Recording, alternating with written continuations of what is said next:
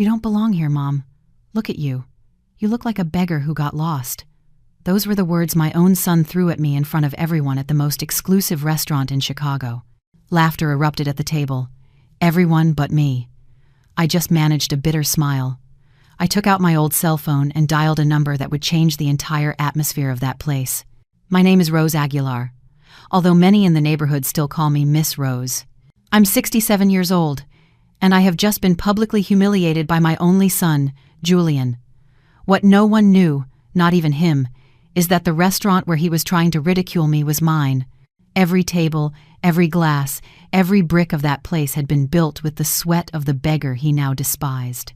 But for you to understand how we got to that night, I have to take you back in time, because this story isn't just mine. It's the story of every mother who has ever felt small in front of her own child, of every woman who worked her whole life without receiving a simple thank you. Stay with me until the end, because what I'm about to tell you has an unexpected twist that will leave you breathless.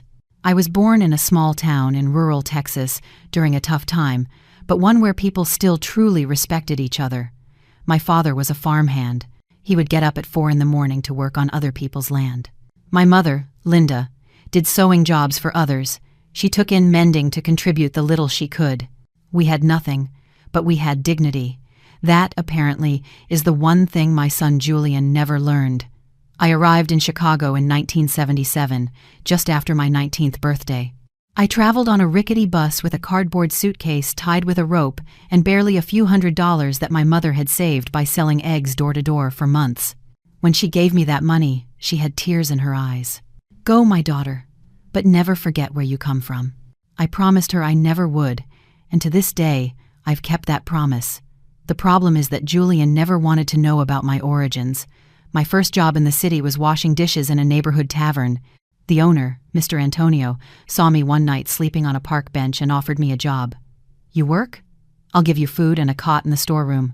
I accepted without a second thought. I spent 2 years there, washing dishes, mopping floors, carrying boxes, but I watched everything. How the cook prepared the stews, how he seasoned them, how he plated each dish. I would hide by the kitchen door, memorizing every move. One day, the cook didn't show up. There was a big order, almost 50 plates for a party. Mr. Antonio was desperate. That's when I told him, "Let me try." He looked at me, surprised. "You? But you only wash dishes, kid." "I know how to do it," I insisted. He had no choice, so he let me try. I prepared each dish as if it were the only chance of my life. When the customers started praising the food and asking who the new cook was, "Mr." Antonio cried, hugged me in front of everyone, and said, "You saved me, Rose." From that day on, I stopped being a dishwasher and became a cook. I earned a little more, was able to rent a small room in a tenement, and most importantly, I kept learning. I worked in diners, in taco stands, in international restaurants. Every place taught me something different, a technique, a flavor, a secret.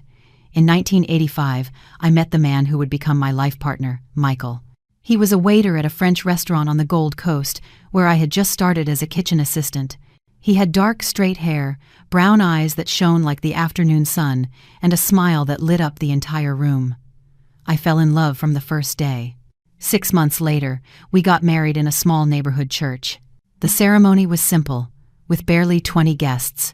Our honeymoon was a Sunday trip to the lake, eating hot dogs on the beach. For us, that was the whole world. A year later, Julian was born. My only son. When the doctor placed him in my arms, I promised him he would never go through what I had gone through, that he wouldn't sleep hungry, that he wouldn't beg for work, that he would never be humiliated for being poor. And I kept that promise, maybe too well. I gave him everything. Private school, designer clothes, imported sneakers. Everything he asked for, I gave him, even if it meant working 2 or 3 jobs, leaving at 5 in the morning and coming back at 10 at night. Michael took care of raising him, taking him to school, attending the meetings. I just worked. I thought money was enough to buy him a future, but money doesn't buy values. One day, when Julian was just 10 years old, I found him crying in his room. I asked him what was wrong, and he told me, "The kids made fun of me because you're a cook. They said it's a woman's job, that we're poor, that we live in a tiny apartment." That day, my heart broke. I tried to explain to him that there was no shame in cooking, that thanks to my work, he had food on the table, but he wouldn't listen. He turned his back on me and locked himself in his room. Something changed between us that day. Julian started to be ashamed of me. At 15, he asked me not to pick him up from school. He said it was because my clothes always smelled like food. When his friends came over, he would tell me to stay in my room, and at his high school graduation, he asked me not to go. I went anyway. I hid at the back of the auditorium just to see him receive his diploma. When he saw me, he gave me a look of hatred. Michael tried to talk to him, but Julian always called him a conformist. He said we would never amount to anything living like that. I saw how those words made him cry in silence, and I didn't know how to fix that pain. When Julian went to college, I enrolled him in one of the best business schools in the city. He didn't even invite us to his graduation. He said the seats were limited and he'd rather bring his girlfriend and a friend. That night, Michael and I had dinner in silence at home, pretending it didn't hurt. But it did. It hurt more than any wound. Over time, Julian got a good job at a bank, then at a real estate firm. He bought a car, a condo, and finally married Marcella, a young woman from a wealthy family. We weren't even invited to their engagement party. We were at the wedding but relegated to a corner table. He introduced us quickly. "These are my parents," and then walked away without giving us a chance to say anything more. 3 years later, Camila was born, my granddaughter, and that child was the only light in so much darkness. Camila was like a ray of sunshine in the middle of so much shadow. From the first time I saw her in the hospital, so small, with her dark hair just like her grandfather's, and those curious little eyes that seemed to want to understand the world, I felt life was giving me a second chance. I held her in my arms and she smiled, and I silently swore that I would be a present grandmother, that I would give her all the love her father never let me give him. I visited her whenever I could. I brought her candy, toys, I took her to the park. Camila would hug me tightly and not want to let go. That bond was real, pure. For me, it was a gift from God. But Julian never approved. "I don't want you spoiling my daughter," he would tell me condescendingly. "You're too simple, Mom. I don't want Camila learning your ways." I ignored him. I knew my granddaughter truly loved me, and that was enough to keep going. While her father tried to teach her to look down on people, I taught her to look them in the eyes. While he repeated that money was what mattered, I taught her that what really counts in life is humility and respect. And Camila understood. Her child's heart knew how to tell the difference between arrogance and sincere affection. One afternoon, she called me on the phone. Her voice was excited. "Grandma, there's a special dinner at a very important restaurant, and I want you to come with me." I won't take no for an answer. When I heard the name of the place, I felt a knot in my stomach. It was the Gold Coast View, the restaurant I had built with my own hands, the one that held so many secrets. That name hit me like a slap. But for Camila, I would do anything. That night, I put on my only suit, the same one from 30 years ago. I combed my hair as best I could and walked to the restaurant entrance. It was 8 o'clock sharp. Golden lights illuminated every corner. The large windows shone, revealing a luxurious interior. The doorman looked me up and down with suspicion. "Do you have a reservation, ma'am?" "Yes, a table under the name of Julian Aguilar," I answered, trying to sound firm. The man checked the list, raised an eyebrow in surprise, and opened the door. I walked in, and the air caught in my throat. Impeccably white tablecloths, crystal chandeliers, expensive perfumes mixed with the aroma of the dishes. Everything there was luxury, all sophistication. And I, in my old suit and worn-out shoes, felt small, even though I knew very well who I really was. I saw the table at the back, next to the windows overlooking Michigan Avenue. Camila was the first to see me. She stood up excitedly and ran to hug me. "I'm so glad you came, Grandma," she said with tears of joy in her eyes. That sincere hug was the only real thing I had in that moment, because when I looked at the rest of the table, everything changed. Julian was impeccable, in a tailored gray suit and a gold watch on his wrist. Beside him, Marcella, covered in jewelry and wearing a red dress that probably cost more than my entire apartment. They both looked at me as if I were a stain in that place. "You came like that, Mom?" was the first thing my son said, without a good evening, without a nice to see you. "It's the only suit I have, son," I replied in a low voice, trying not to make a scene. The important thing is to be with family, he snorted with contempt. Marcella smiled mockingly. Oh, Julian, leave her be, poor thing. She doesn't know how to dress for a place like this. Camila pulled up a chair for me, and I sat down with my hands trembling, not from fear, but from contained anger. I picked up the menu that was on the table and recognized it immediately. Every dish on there was my creation. Every recipe had been born from my sleepless nights, my trials, my sweat. But I kept quiet. The waiter approached. It was Gabriel, a young man I had hired myself 2 years ago. When he saw me, his mouth dropped open in surprise, but I gave him a subtle gesture to keep quiet. Good evening. Have you decided? He asked professionally. Julian took the menu and ordered the dishes in French, exaggerating every word to show off. Marcella ordered the most expensive wine on the list. And you, ma'am? Gabriel asked, looking at me with respect. But before I could answer, Julian interrupted him. My mother will have the budget menu. It's the only thing she can afford. Laughter exploded at the table. Julian, Marcella, and even some customers at nearby tables laughed and turned to look, as if humiliating an old woman was fun. I felt my blood boil, but I held back. Camila turned red with embarrassment. Dad, stop it, she said firmly. But Julian ignored her, raising his voice so everyone could hear. I don't even know why you came, Mom. Look at you. You don't fit in here. You look like a beggar who got lost. Silence fell over the restaurant. Conversations died down. Every gaze fell on me. Some of pity, others of mockery, others with that morbid pleasure of watching someone sink. Marcella finished it off cruelly. It's true, mother-in-law. This is no place for people like you. You need class, education, money. You should be at home watching television.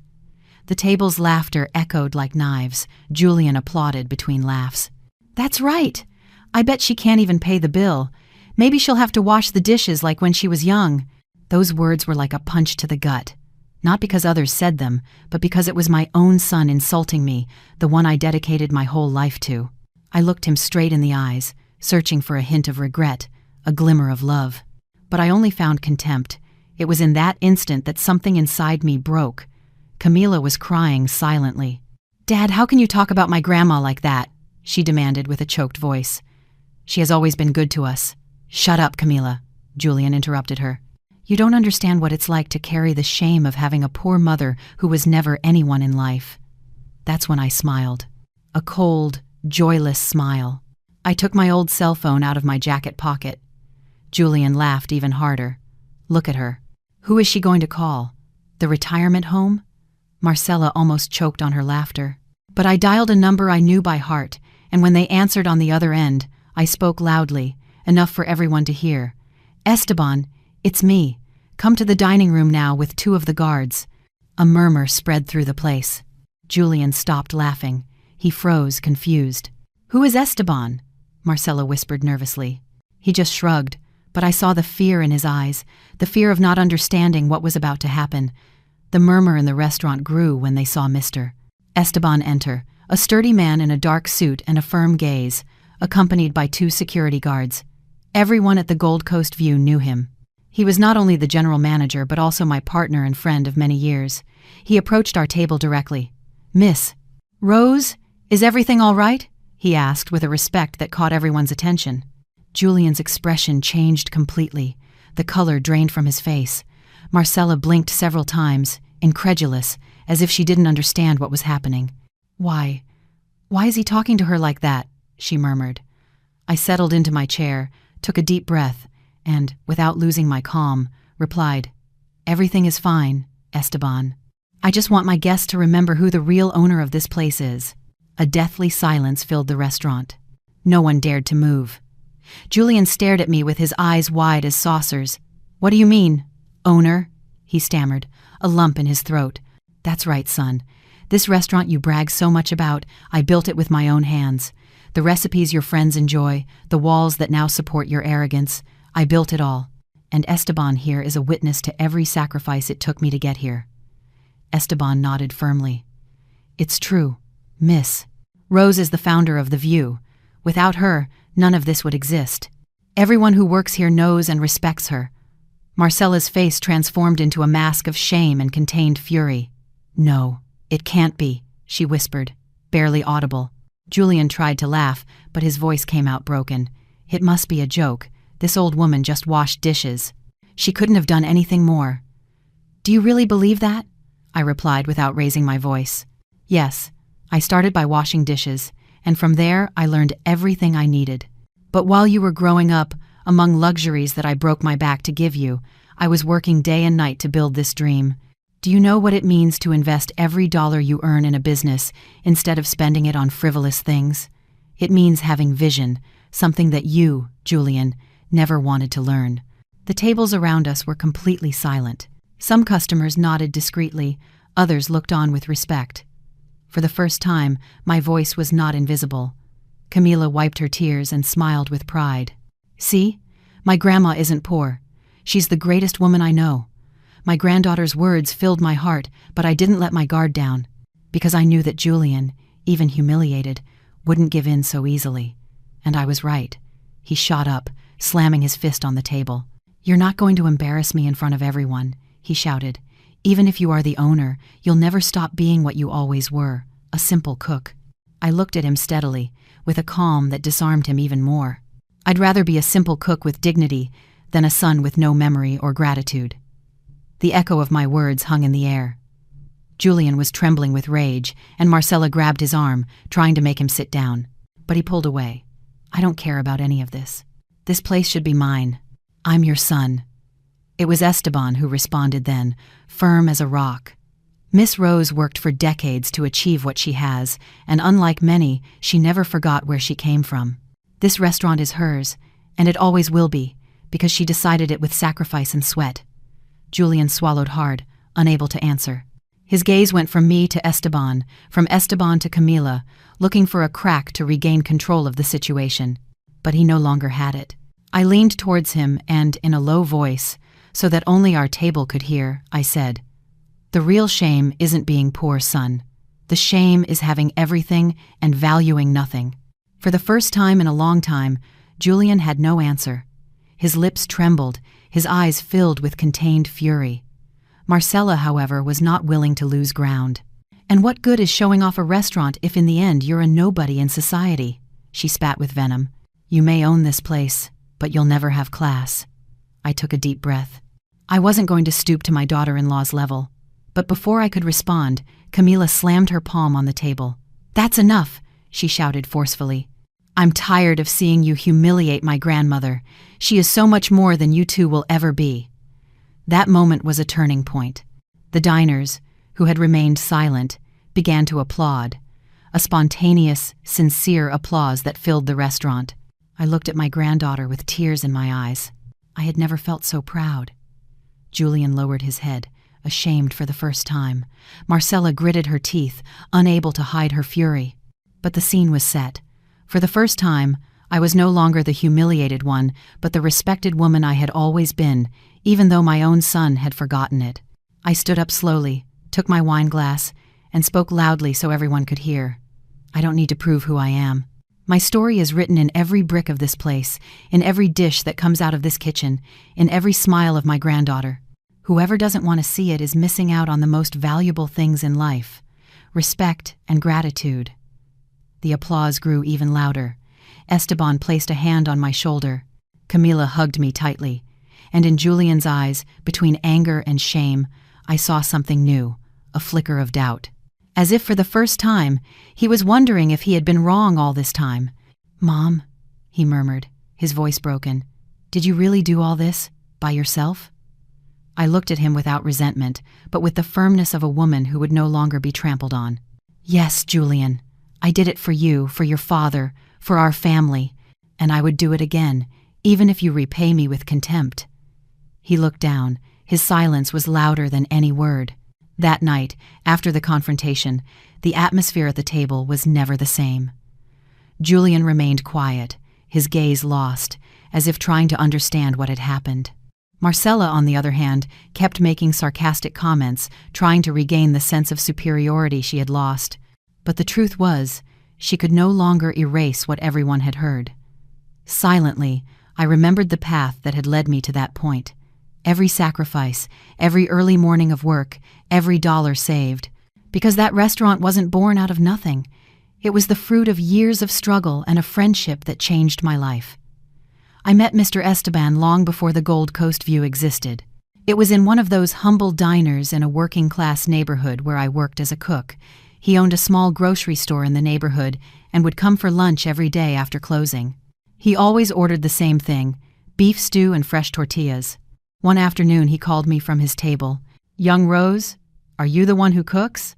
"Yes, sir," I answered, a little nervous. "Well, let me tell you, this stew tastes just like my mother used to make. You have a gift for cooking." That sentence stayed with me for years. Mr. Esteban became a regular customer, and slowly a sincere friendship was born. He was older than me, a man of strong character, but also fair. Many times he would invite me for coffee at his store and say, "You have talent. Don't settle for being an employee. Think big, Rose." I would smile, incredulous.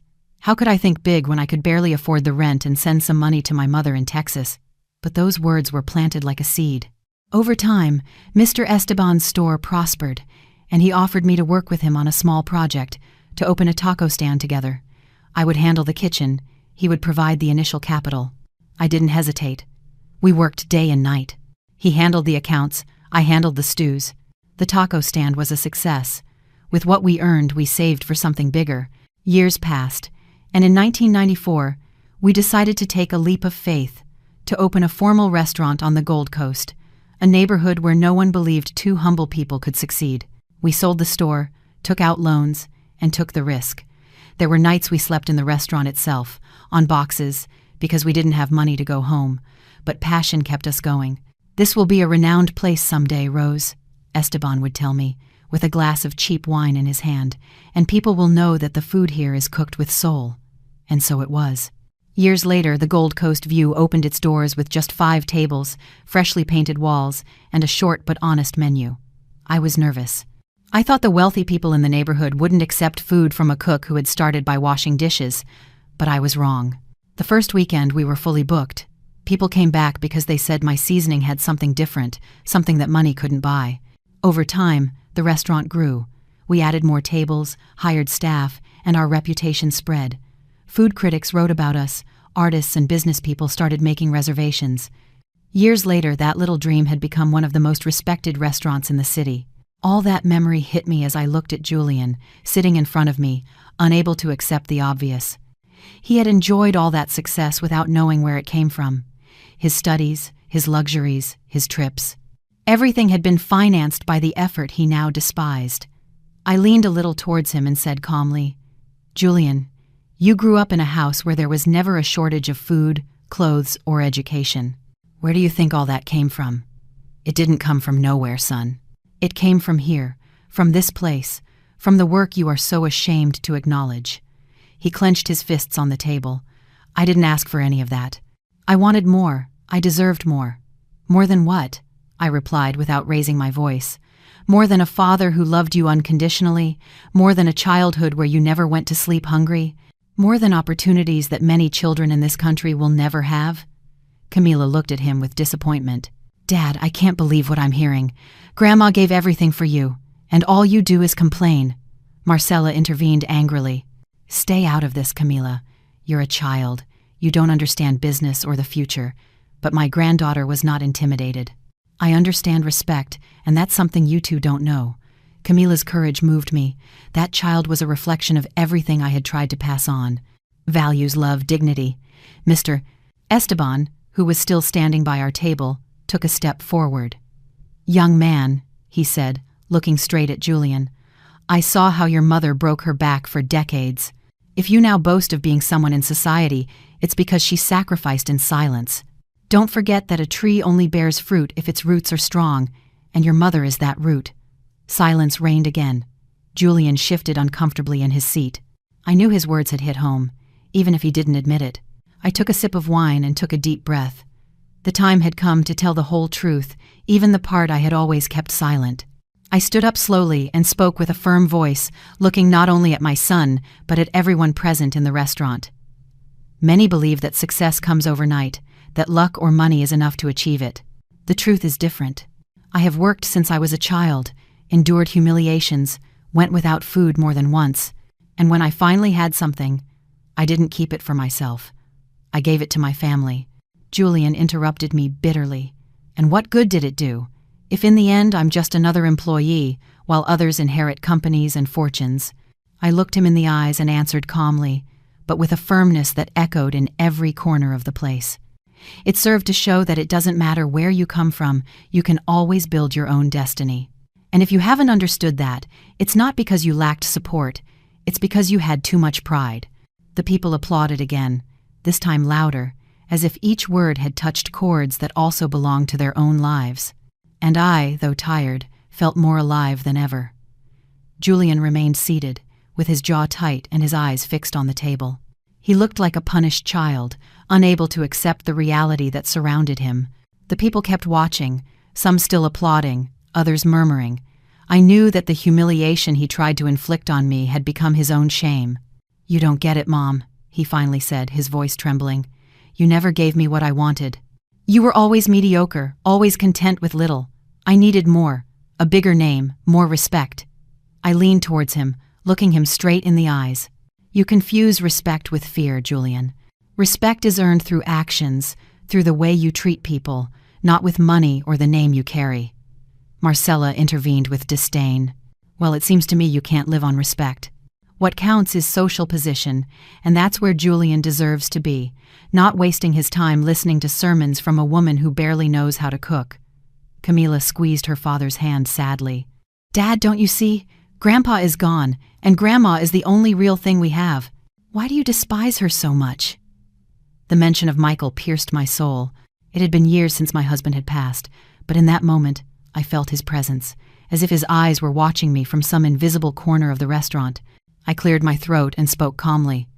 "Your father, Julian, was the only one who never asked me for anything more than love. He understood that material things end, but affection and gratitude remain. You, on the other hand, have chosen to forget what gave you your origin." He slammed the table, furious. "Oh, that's enough. Stop saying I'm ungrateful." Esteban interrupted him with a firm voice. "No one here is blind, young man. Your words prove it. Your mother doesn't need to shout who she is. Her actions speak for her." Silence fell on the table again. I knew the time had come to deliver the final blow, not with shouts, but with the truth I had kept for too long. "Julian," I said in a grave voice, "you think this restaurant is the only thing I have, but you don't know half the story." He looked at me suspiciously, with a mixture of fear and curiosity. Marcella frowned, nervous. "This place is only a part of it. Years ago, when you were still in high school, I opened other businesses with Esteban, a bakery, a coffee shop, and even a small hotel back in Texas. Everything was in my name, and I did it not to show off, but to ensure you had a future without hardship." The faces at the table changed immediately. Marcella's eyes widened, visibly interested. Julian swallowed hard, bewildered. "Why? Why did you never tell me?" "Because I wanted you to understand that a person's worth is not measured by the properties they own, but by how they got them. I didn't want you to live relying on an inheritance you don't yet know how to deserve." Camila looked at me with a mixture of surprise and pride. "Grandma, so all this time you worked more than we thought." "That's right, honey," I answered, stroking her cheek. "And I did it in silence, because I wasn't expecting applause. I did it because I loved you." Marcella was quick to react. "Well, if all that is true, then Julian should be the heir to everything, don't you think? He's your son. He has a right." I took a deep breath, trying to contain the anger her words provoked. "Rights are earned with loyalty and respect, Marcella. It's not enough to carry my last name to inherit what I've built." The murmur in the restaurant grew more intense. People watched every move, every gesture. Julian seemed to be torn between pride and desperation. "You can't take away what belongs to me," he finally said, rising from his chair, his voice filled with fury. "I am your son, and if you won't give it to me willingly, I will claim it." Esteban took a step forward, firm as ever. "Be careful, Julian. No one here owes you anything. Your mother has no obligation to give you what you haven't earned." For the first time, I saw fear in my son's eyes. Fear of realizing he no longer had control, that people saw him for who he was, a man consumed by ambition. I stood up and spoke with a clear voice, loud enough for everyone to hear. "Julian, if you truly want to be my heir, start by proving you can be a man. Not with empty words or contempt, but with respect, work, and gratitude. Until then, everything I have will remain mine." The silence was absolute. You could hear the clinking of glasses at other tables, the held breath of those present. Camila was crying, but this time they were tears of pride. Marcella, unable to accept defeat, stood up abruptly. "This is a farce. I'm not staying here to listen to sermons. Julian, let's go." She took his arm, but he didn't move. He remained motionless, his eyes fixed on me, as if he suddenly understood the magnitude of what he was losing. "No," he said in a low voice, almost a whisper. "I'm not leaving." Marcella looked at him indignantly. "What did you say?" "I said I'm not leaving," Julian repeated, this time louder. "I need to listen to my mother." That confession caused a murmur among the customers. It was the first time in many years that Julian had called me mother, with a different tone, less arrogant, more human. I looked at him in silence, without smiling, without letting my guard down. I knew it might not be a permanent change, but it was a start. I sat down again, as did Camila and Esteban. Marcella, furious, stormed out of the restaurant, slamming the door. No one stopped her. Then Julian lowered his head and murmured, "I didn't know anything about what you had done. I thought you would always be a woman with no ambition." "Ambition isn't bad, son," I replied calmly. "What's bad is losing your soul along the way. I dreamed big, but I never forgot my roots. That's what I want you to understand." He didn't answer. His eyes were shining, and for a moment I saw the boy I had held in my arms so many years ago, vulnerable, in need of guidance. It was in that moment that I knew there was still hope. The slam of the door as Marcella left the restaurant echoed throughout the room. Many customers turned their heads, others whispered. For me, it was as if the storm had momentarily ceased its rage. Julian remained seated, his gaze fixed on the table, while Camila watched him with a mix of compassion and hope. I knew my daughter-in-law wouldn't stop. Marcella was proud, self-serving, incapable of accepting that her world of appearances was crumbling. She was surely already thinking about how to get revenge, how to manipulate Julian into leaving my side. But that battle would come later. "Mom," Julian finally said, breaking the silence, "you never told me anything about what you did. I grew up thinking you were an ordinary woman, without dreams." I looked him in the eyes. "Because I wanted you to learn to value things, son. I didn't want you to live expecting to receive everything without effort. Maybe I was wrong to stay silent for so long, but I did it because I trusted you would understand." He pressed his lips together. "All I saw was that you worked all day and were never there. Dad took me to school, helped me with my homework, comforted me.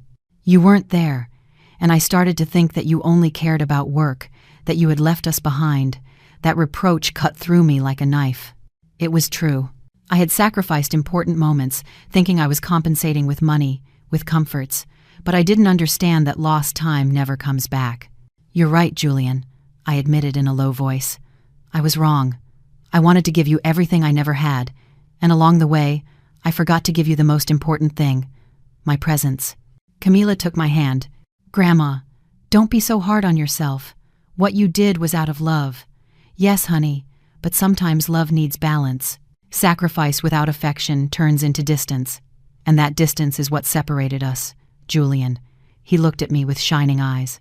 He wanted to respond, but he couldn't. The rage that had once dominated him seemed to have transformed into something else, a silent remorse. At that moment, Esteban, who had remained standing, intervened. "Rose, I was a witness to everything. I saw you spend sleepless nights, saw you work until you were sick. You did it for your family, even if they didn't know it. And that doesn't make it a mistake, but an act of love."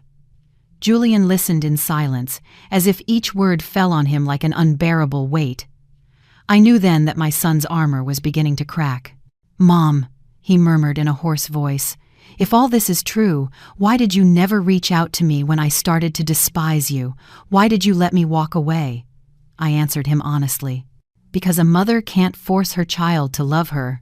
I was hoping that life itself would show you the value of what you had scorned." The silence was heavy. Camila stroked her father's arm, trying to bring him closer to me with that simple gesture, and for the first time, Julian didn't pull away. Just then, the waiter Gabriel returned with the served plates.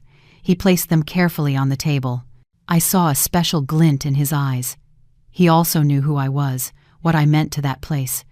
He leaned slightly towards me and said in a low voice, "Miss Rose, it's an honor to serve you in your own house."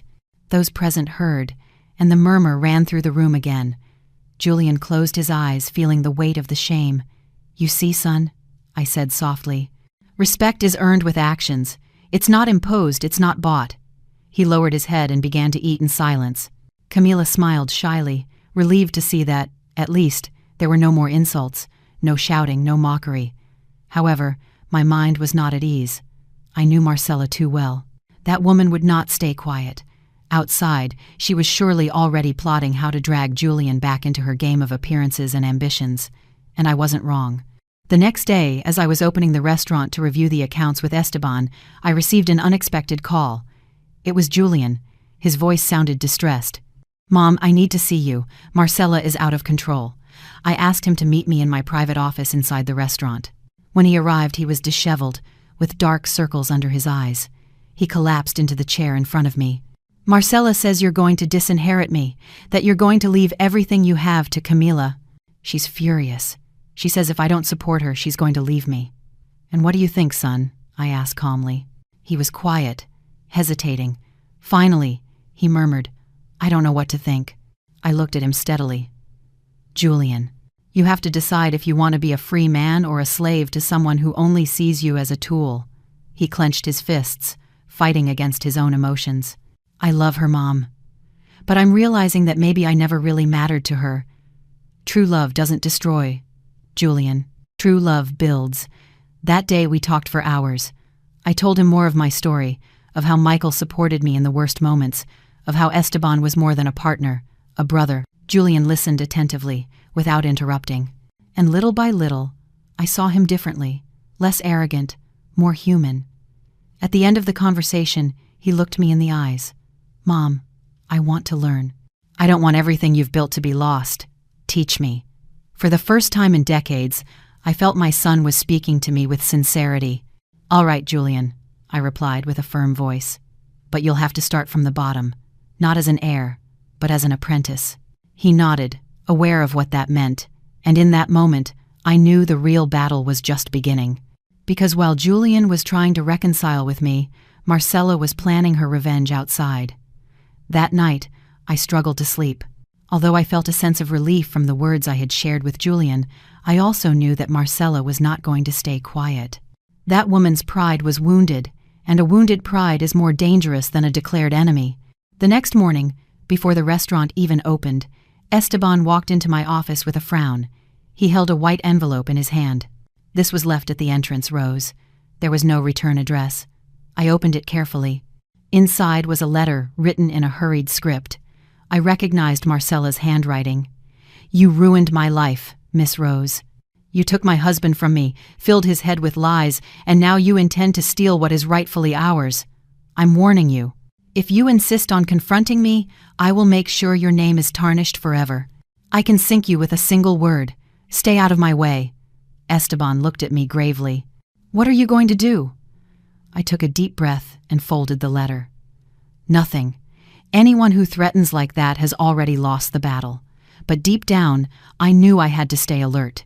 Marcella was capable of using any means, even Camila, to get her way." A few hours later, Julian arrived at the restaurant. He looked tired, but calmer than the day before. He approached me directly. "Mom, I want to start today. I want to work here, in the kitchen. Wherever you say." I looked at him, surprised. "Are you sure about this? There will be no special privileges. You'll be just one of the team." "I know," he replied firmly, "and I'm ready." Esteban smiled. "Good. Then let him start by peeling potatoes, just like we all did." And so my son, the same one who had publicly called me a beggar, entered my restaurant's kitchen as just another apprentice. At first, the employees looked at him with suspicion. Some whispered, "Isn't that the one who humiliated the boss?" I listened from the doorway, but said nothing. I knew Julian would have to earn their respect with actions, not with his last name. During the first few weeks, I saw him get tired, sweat, get his hands dirty with grease. I saw him make mistakes, get scolded by younger cooks, carry heavy boxes, and to my surprise, he didn't complain. Every day he returned at dawn, ready to learn something new. But while he was trying to rebuild our relationship, Marcella was weaving her web. One Saturday afternoon, when Camila came to visit me, she told me that her mother had said terrible things. "Grandma, Mom says you just want to separate Dad from us, that you're a manipulator." I hugged her tenderly. "Don't listen to her, my child. I would never do anything to separate you from your father. On the contrary, all I want is for him to be a good father to you." Her little eyes filled with tears. "I know, Grandma, but it hurts when I hear her talk like that." That day confirmed what I already suspected. Marcella wasn't just going to use threats against me. She was going to try to poison my granddaughter, and that was something I was not willing to allow. A week later, the situation exploded. Marcella showed up at the restaurant, dressed in one of those expensive suits she always wore to project power. She walked in without asking permission and demanded to speak with me. "Rose, I don't know what kind of game you're playing, but Julian is my husband, and I will not allow you to turn him into your puppet." I looked at her calmly. "Marcella, there are no games here. If Julian decided to work with me, it's because he wants to change." She laughed with contempt. "Change? What are you talking about? He was born to be a businessman, not a waiter." "He was born to do whatever he decides to do," I replied firmly. "And if today he chose to learn from the bottom up, it's because he wants to regain the dignity he lost." The fury in her eyes was evident. "If you continue with this nonsense, I'm going to take Camila far away. You'll never see her again." My heart stopped for a second. That threat was cruel. Esteban, who was beside me, took a step forward with a threatening gesture, but I raised my hand to stop him. "Don't use my granddaughter as a bargaining chip," I said in a low but firm voice. "If you try to separate her from her father and me, you will be the only one who loses." Marcella snorted, spun on her heels, and stormed out, slamming the door. When Julian found out what had happened, he came straight to me. "Mom, tell me the truth.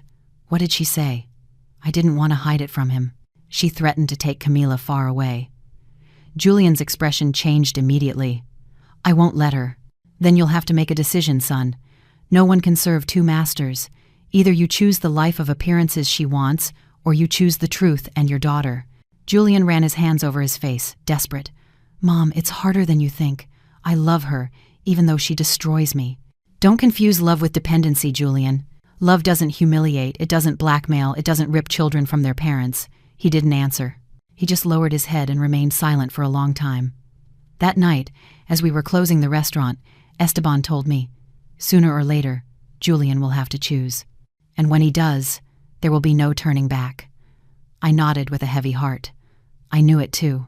My son's dilemma was no longer with me. It was with himself, and although for the first time in years I saw him taking steps towards redemption, I also knew that Marcella's shadow would continue to haunt us. The real test was yet to come. The following days were a mix of hope and storm. On one hand, seeing Julian working side by side with the other employees filled me with a quiet pride. I never thought I would see him in an apron, chopping vegetables, cleaning tables, taking orders from cooks younger than him. But he did it, and although his pride made him stumble at first, he slowly began to understand that humility was not a punishment, but a path of learning. On the other hand, Marcella did not stop. One morning, when I arrived at the restaurant, I found a group of journalists outside. They had cameras, recorders, and microphones at the ready. As soon as they saw me, they started firing questions like arrows. "Miss Rose, is it true that your son has accused you of emotional manipulation? What is your response to the rumors that you are forcing Julian to work for free in your restaurant? What do you think of Marcela Hernandez's statements, who claims you control your family with threats?" I was stunned. Esteban had to clear a path for me to enter the restaurant. Once inside, I gritted my teeth. It was obvious. Marcella was pulling her strings, inventing stories to tarnish my name. At noon, Julian ran into my office, his face distraught. "Mom, I'm sorry." She spoke to the media without telling me anything. She says you're going to ruin my career, that you're using me as a pawn in your personal war. I looked at him calmly, though inside I was boiling with rage. "Son, I don't need to destroy you. You did that to yourself when you allowed your arrogance to come between us. Now, all I'm trying to do is help you regain your dignity. And that depends only on you." Julian slumped into a chair, his head in his hands. "Don't you understand? She won't stop. She can do a lot of damage." "Of course I understand," I replied. But the question is, who are you going to side with? He didn't answer. His eyes were lost on the floor, as if searching for an answer he could never find. That same afternoon, while supervising the kitchen, I received a call. It was an old friend, an honest journalist who had been eating at the restaurant for years. "Rose, I'm calling you because I respect you. There are strong rumors circulating in several newsrooms that you're forcing your son to work without pay, that you insult him in front of the employees, even that you have shady businesses for money laundering." My stomach turned. Where did that come from? All signs point to Marcella. She's talking to anyone who will listen. But don't worry. Many people know you're a woman of your word. I hung up with a dry throat. Marcella was willing to drag me through the mud if it would weaken me. That night, Camila called me crying. "Grandma, at school, some kids told me you're a mobster." That mom said it in an interview. My heart broke. "Don't listen to them, my child. You know me better than anyone. I do know who you are, Grandma," she replied between sobs, "but it hurts to hear it." At that moment, I understood that the battle was no longer for me, but for her. I could not allow Marcella's dirty war to tarnish my granddaughter's heart. The next day, I called all the staff into the main dining room. I gathered them around the tables and spoke with a firm voice. "Folks, you're going to hear a lot of lies out there. They're going to say this restaurant is a front, that I manipulate my family, that everything we've built is worthless. But you know the truth. You've seen me sweat in this kitchen. You've seen me wash dishes, carry sacks, get up before dawn. This place is ours. We built it together, and no one, absolutely no one, is going to take that truth away from us." Applause erupted among the employees. Seeing that support gave me strength for what was to come. However, Marcella's attack escalated. A sensationalist TV show aired a segment titled "The Dark Empire of Rose Aguilar." They showed images of me leaving the restaurant, with dramatic music in the background, implying that I was hiding terrible secrets. They interviewed supposed anonymous witnesses who claimed I exploited my employees. It was a media circus. That night, as I watched the program on the restaurant's television, Julian entered with a distraught face. "Enough!" he shouted, slamming the table. "I'm getting a divorce." I looked at him, surprised. "Are you sure about that, son?" "Yes, Dad was right. Love doesn't manipulate. And what Marcella is doing isn't love, it's revenge. I can't let her keep poisoning Camila." I stood up slowly and hugged him. It was the first time in decades that I had felt my son so defeated, vulnerable, and determined to change. But I also knew the war wouldn't end so easily. A woman like Marcella doesn't give up with a simple divorce, and I confirmed it the next day. As soon as I opened my email, I found a message signed by a prestigious lawyer in the city. The subject line read, "Lawsuit from Marcela Hernandez against Miss Rose Aguilar." The letter was clear. She was accusing me of defamation, psychological manipulation, and emotional distress. She was demanding a multi-million-dollar settlement. Esteban walked into the office just as I finished reading. "Another dirty trick?" I showed him the document. He let out a bitter laugh. "This won't hold up in court. Everyone knows who you are." I looked at him seriously. "Sometimes it doesn't matter who you are, Esteban. It matters what others believe." I sighed and sat by the window, watching the hustle and bustle of the city. I knew a new battle was approaching, not in the kitchen or the restaurant, but in the courtrooms and newspaper headlines. Meanwhile, Julian kept coming to work every day. I watched him chopping vegetables, cleaning tables, taking orders from young men he used to look down on. And though the storm was brewing outside, inside the kitchen, something I never imagined was beginning to grow. A real bond between a mother and her son. But I also knew something else. The peace would be short-lived, because when a person like Marcella feels defeated, she seeks revenge until she poisons the very air. And the air around us was already starting to smell like a storm. The news of the lawsuit spread like wildfire. In less than 24 hours, it was on internet portals and morning news shows. Scandalous headlines read, "Daughter-in-law accuses Rose Aguilar of manipulation and psychological violence." Reporters camped outside the restaurant, looking for any statement. I remained silent. I was not going to stoop to her level. I had to stay calm and wait for the right moment to speak. Esteban, always practical, told me, "Don't give any impromptu interviews, Miss Rose. Every word you say has to be a calculated blow." Meanwhile, Julian continued to come to the restaurant every day. With his apron on, he learned to prepare stews, clean fish, organize the pantry. The employees at first looked at him with distrust, but gradually they began to treat him as one of them. And in their eyes, I noticed something new. Respect. The same respect he had never given me. One night, after everyone had left, Julian stayed with me in the office. His eyes were red, tired, but firm. "Mom, I've already spoken with a lawyer. I'm starting the divorce proceedings." I looked at him intently. "Are you prepared for what's coming?" "Marcella won't give up." "I know," he replied. "But I can't live like this anymore. Camila deserves peace." For the first time in a long time, I felt that Julian was thinking like a man, not like a spoiled child. A few days later, I received the formal summons. I had to appear before a judge. On the day of the hearing, I entered the courthouse with my head held high. Marcella was there, surrounded by lawyers, and with a triumphant expression. Julian arrived a few minutes later and sat on my side. That simple gesture caused the entire room to murmur. The judge called for silence and began to read the accusations. Marcella spoke with a firm, almost rehearsed voice. "That woman controls everything. She manipulates my husband, my daughter, even the employees of her restaurant. She pretends to be humble, but in reality, she is a tyrant." I listened in silence, my hands clasped together. When it was my turn, I stood up. "Your Honor, I don't need a speech to defend myself. My whole life is on display. The customers who come to my restaurant, the employees who work with me, my own granddaughter who visits me every weekend. Ask any of them if they have ever seen me manipulate or mistreat anyone." The judge nodded and took notes. The hearing went on for hours. When it ended, we walked out into the hallway amidst flashes of cameras and microphones pointed at our faces. Marcella smiled as if she had won. Julian, however, whispered to me, "Mom, don't worry. The truth always finds a way." That same night, Camila hugged me when she saw me. "Grandma, I know you are good. It doesn't matter what they say." Her words were a balm for my weary soul.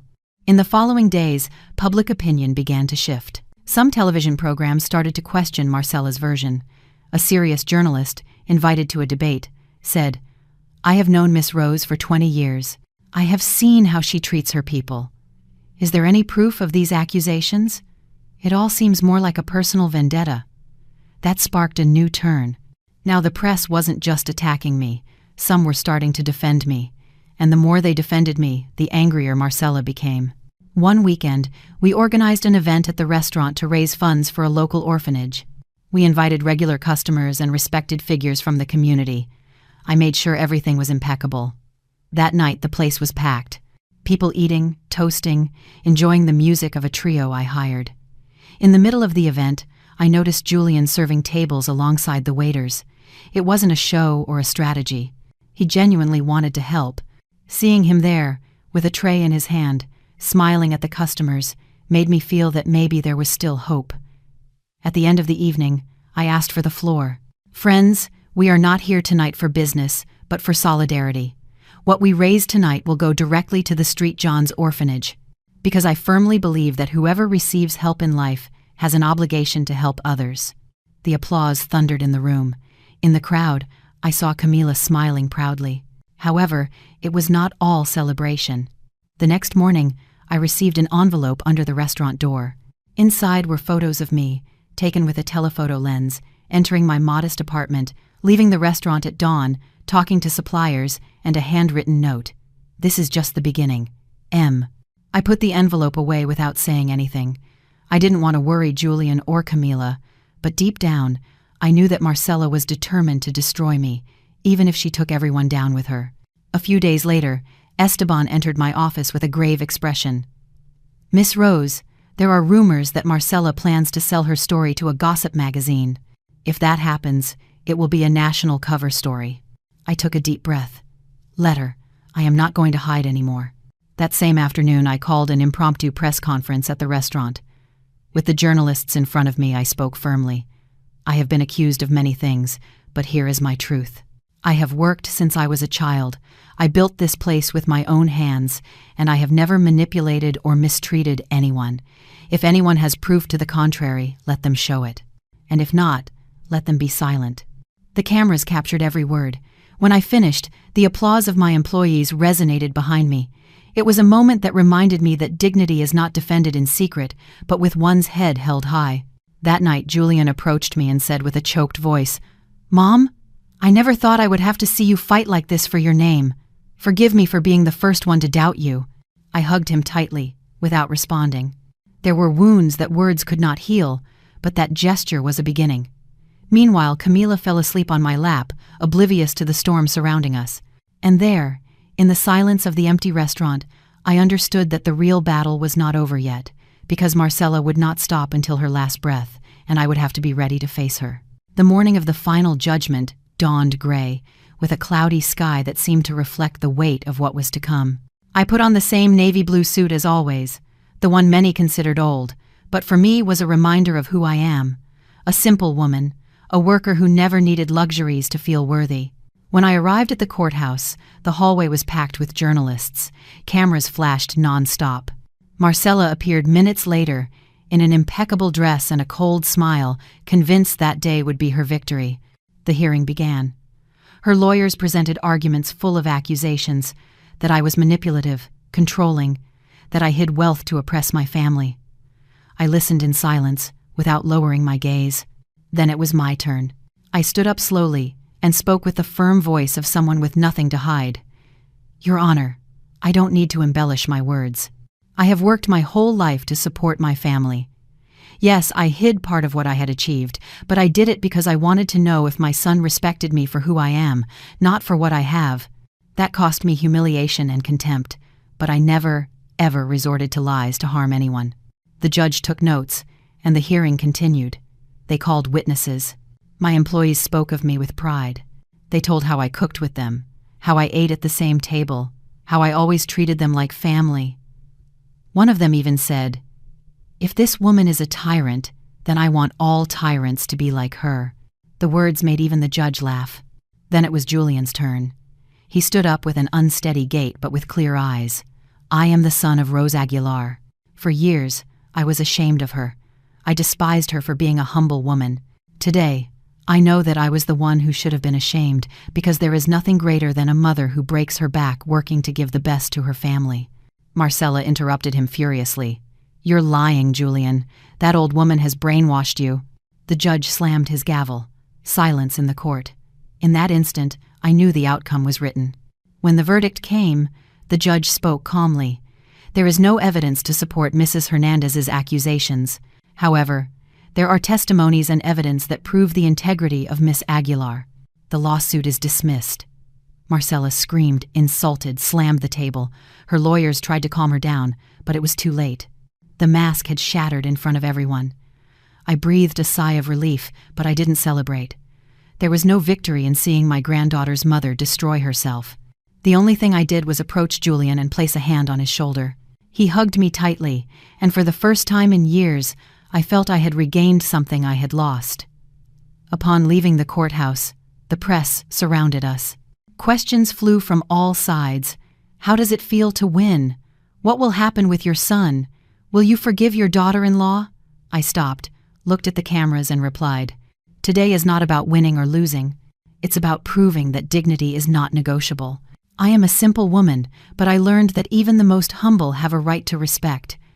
After that day, everything changed. The restaurant became a symbol of resilience, a place where many came not just to eat, but to hear our story. Reservations multiplied, and I, far from feeling richer, felt freer. Julian started over. He sold the luxurious condo he shared with Marcella and moved to a more modest place. He came to the restaurant every day, not as the owner's son, but as an apprentice willing to make up for lost time. Sometimes he stumbled, sometimes he got frustrated, but he always got back up, and every small effort was a step towards redemption. Camila, my little one, was the happiest with these changes. She would come on weekends, sit at the counter, and watch her father work alongside me. Her eyes shone with pride, the same pride I had waited my whole life to receive from my son. One Saturday afternoon, after a long service, the three of us sat down to dinner at a back table. Camila smiled and said, "This restaurant isn't just yours, Grandma. It belongs to all of us." Her words made me understand that, despite all the pain, something new had been born from the ashes. A different family, With wounds, yes, but with a desire to heal. The months passed. Marcella disappeared from public life, consumed by her own hatred. Julian continued to work with me, slowly rebuilding his dignity. And I, for the first time in a long time, could sometimes sleep in peace. As I watched Camila run through the empty dining room, I remembered Michael. I felt that he was there, proud of what we had achieved. I would close my eyes and hear his voice telling me, "You did the right thing, Rose. You never let humiliation define you." And I understood that life always throws tough challenges our way. Sometimes they come from where you least expect them, even from your own flesh and blood. But every challenge also brings a lesson. Never accept less respect than you deserve. Today, at 67 years old, I am still the same simple woman who arrived in the city with a cardboard suitcase. The difference is that now I no longer carry the weight of shame, but the freedom of having faced the truth. And if you, who are listening to me, have gone through something similar, if your own children have ever made you feel small, I want you to remember this. You are not alone. You do not have to endure humiliation just because it comes from your family. True love never destroys, never crushes, never ridicules. I am Rose Aguilar, and this was my story. If it moved you, I invite you to leave a comment telling me from which city you are listening. Subscribe to this channel and share this story with someone who needs to hear that dignity is always worth more than money. Because here, on Grandma's Voices, we remember together that no mother, no grandmother deserves to be treated like a burden.